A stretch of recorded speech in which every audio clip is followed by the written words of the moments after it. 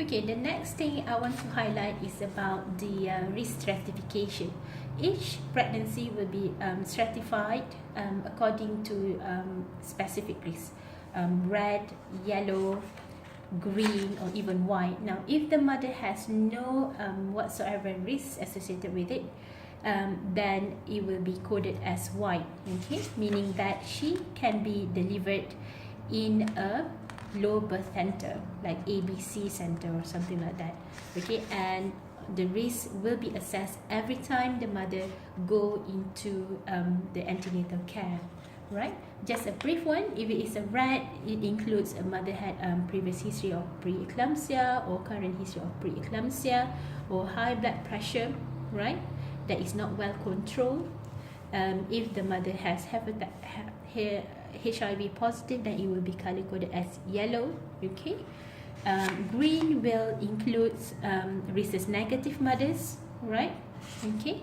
Now I want to highlight the white coded includes the mother who has between gravida 2 to 5, has no obstetric complication before, has no previous scar, her height is more than 1.45, age more than 18, and is currently married, and the period of gestation is more than 37 week and less than 41 week, which is less than EDD plus 7 days, okay, and the estimated fetal weight is more than 2 kilos and less than 3.5 kilos, and in this case the mother can be delivered in any low risk birth center, okay, that it can be attended by the midwife as a sole carer.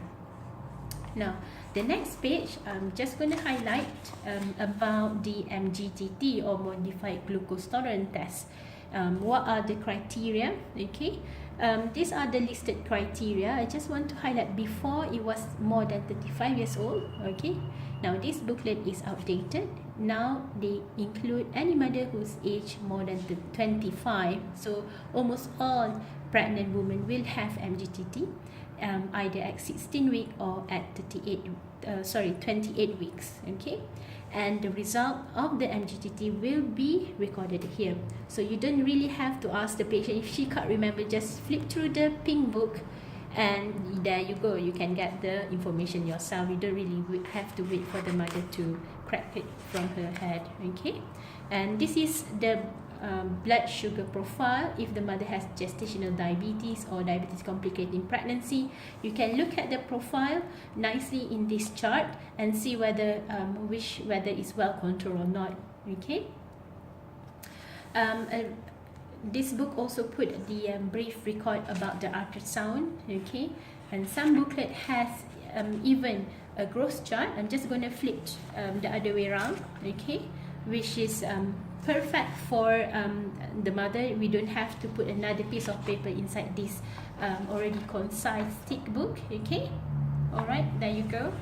Now lastly, I want to highlight, okay, this is the fetal kick chart, okay, that we're going to ask the mother to chart after 32 weeks of pregnancy, not from 28 weeks, right? It's after 32 weeks. Now, this is a brief summary of what do they check at every single antenatal checkup. Basically, they will include the urine test, whether there is any protein, sugar, the last hemoglobin level, the weight of the mother, the blood pressure, pulse rate, presence of edema. Okay, they will also, sorry about that, let me just have a look here. Alright, the date of gestation, how many weeks she's in her pregnancy.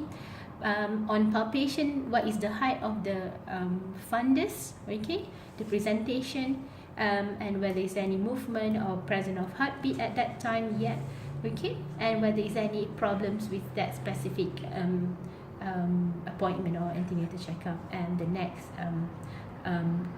appointment date given here, okay.